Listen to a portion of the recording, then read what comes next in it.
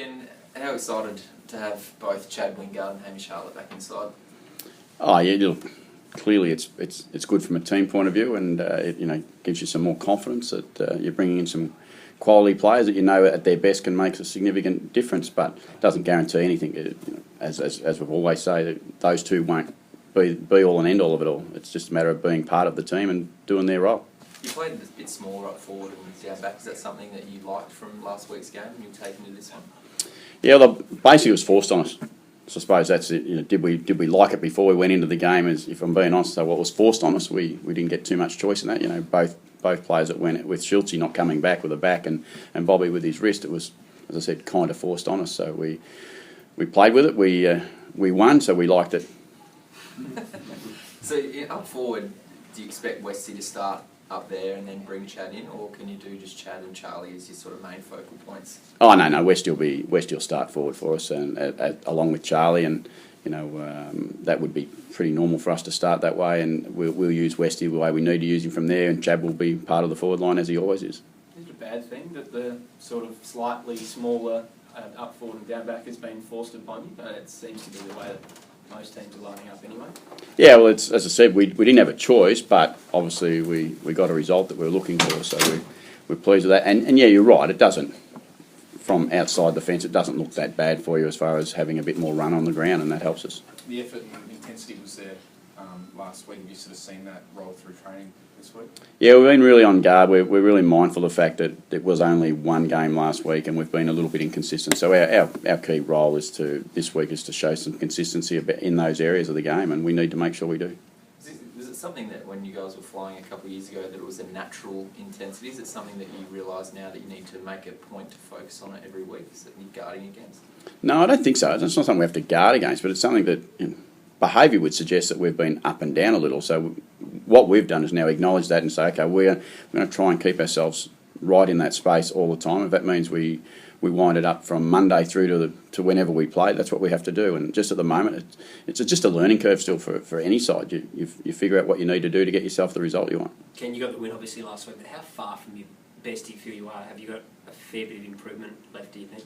Oh, we hope so, and we actually have to have more improvement because we've seen the competition, we've seen how tight it is, we've seen how hard it is, and if you're not continually, and every side, not just us, if you're not continually wanting to improve from round 3 onwards, you're probably not going to be a part of it when it counts, and that's what our goal is to set out to do, is to be a part of it when it counts.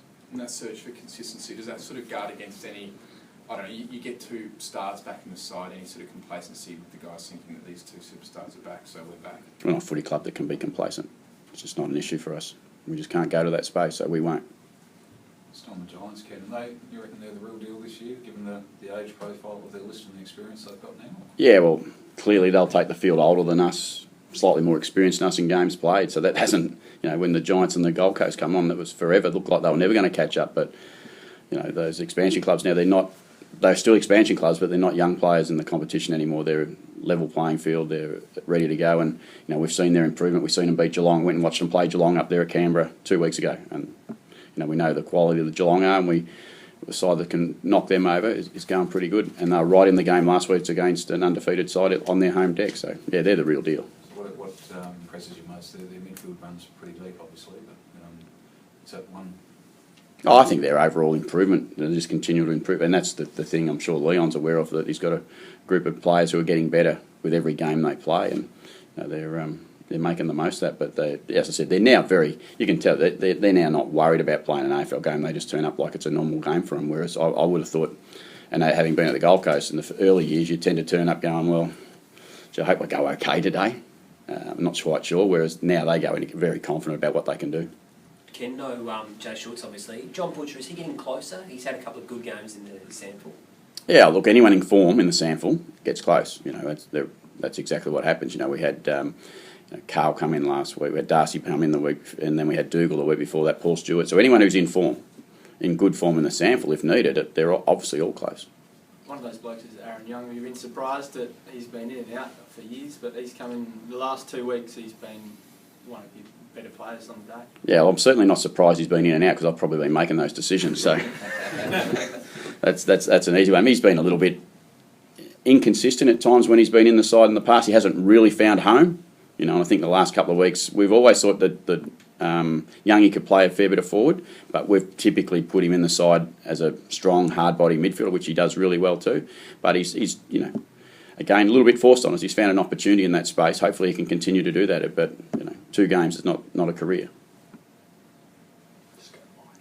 And I'll just ask one about Jay Shorts. How's he pulled up after the surgery? Is he okay? Yeah, pretty good. I've had some conversations with Jay, and recovery. I suppose the next couple of weeks is pretty low key for Jay, and he'll be very careful. But the return date is pretty good, actually. To be honest, the surgeon was very, very bullish about how quick Jay might get back. So we won't declare that just yet. We'll just keep our fingers crossed that he recovers well and he physically gets back to being able to play, because we know how good a player he still is. So hopefully something in the back half of the year.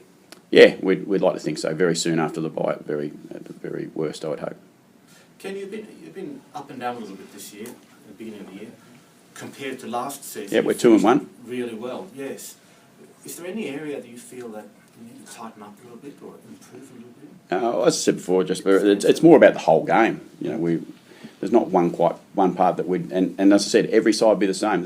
I don't think there'd be too many sides in the competition today sitting there going, we've got everything absolutely perfect just yet. It's still starting the year, and we're still getting going, and we're still learning to deal with some rotations. We're learning to deal with some dribble out of bounds, space around the mark. There's plenty of improvement in all sides, and we're no different. We've got lots to improve on. Have the rotations had a significant effect from what you've seen, both yourself and the opposition, in terms of where you're balancing that and where you use them?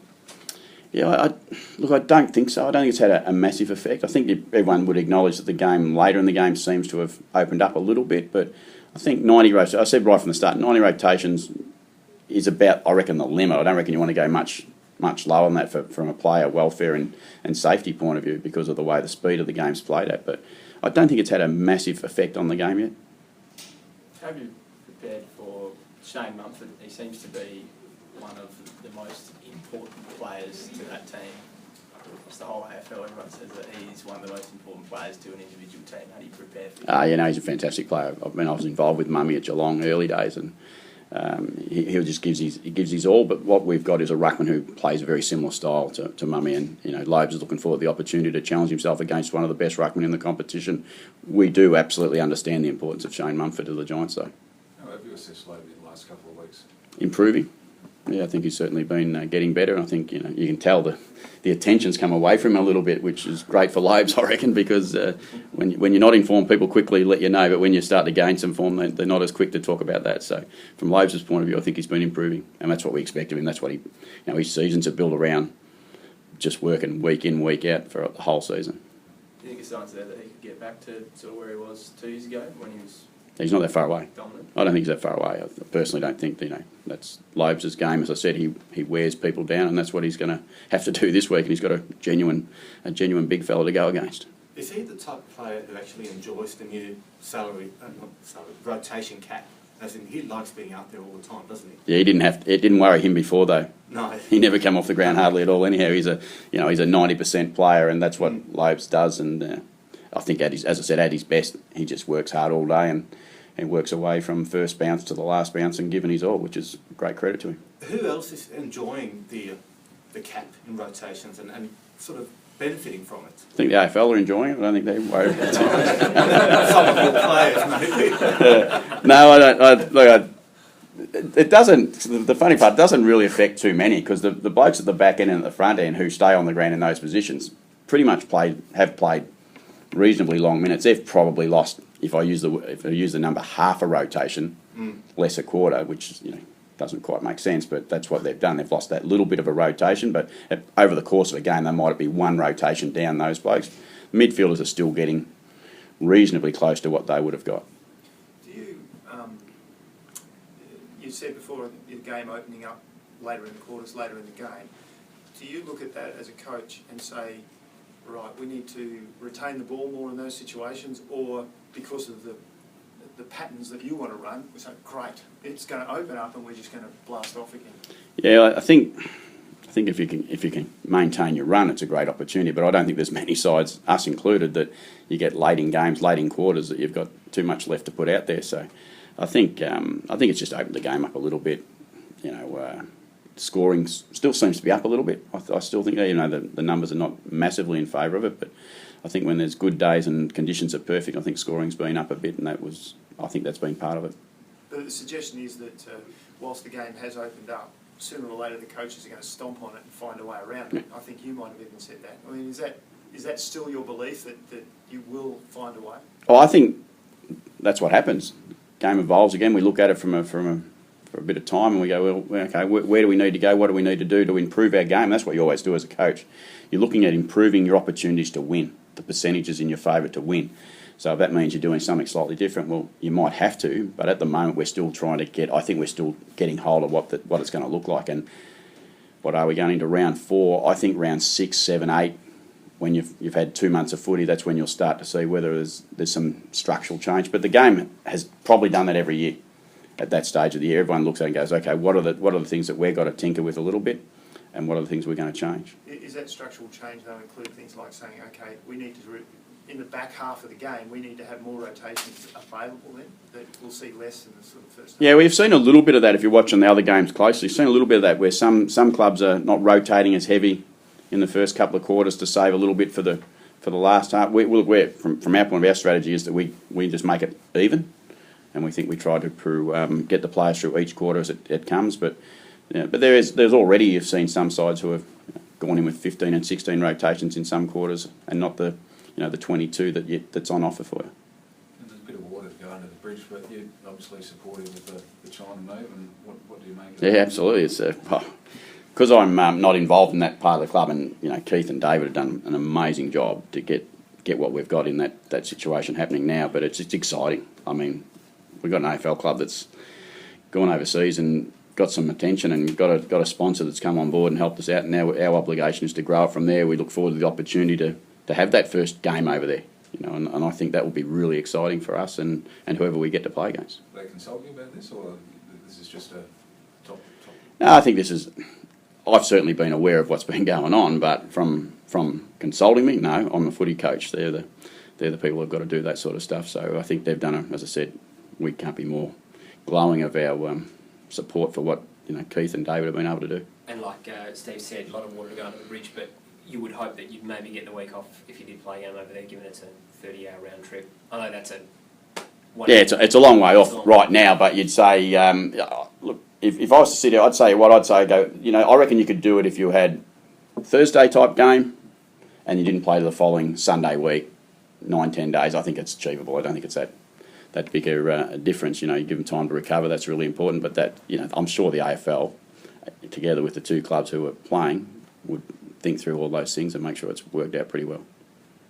As long as it's not a home game that goes, right? Sorry? As long as you don't suffer by losing a home game. No, that's not. We're not going to lose a home game because that was part of the whole thing. So we're pretty comfortable with the fact that we want to play 11 games at Adelaide Oval, and I reckon the people who turn up there for us every week want us to be there 11 times. So we're going to try and be there 11 times.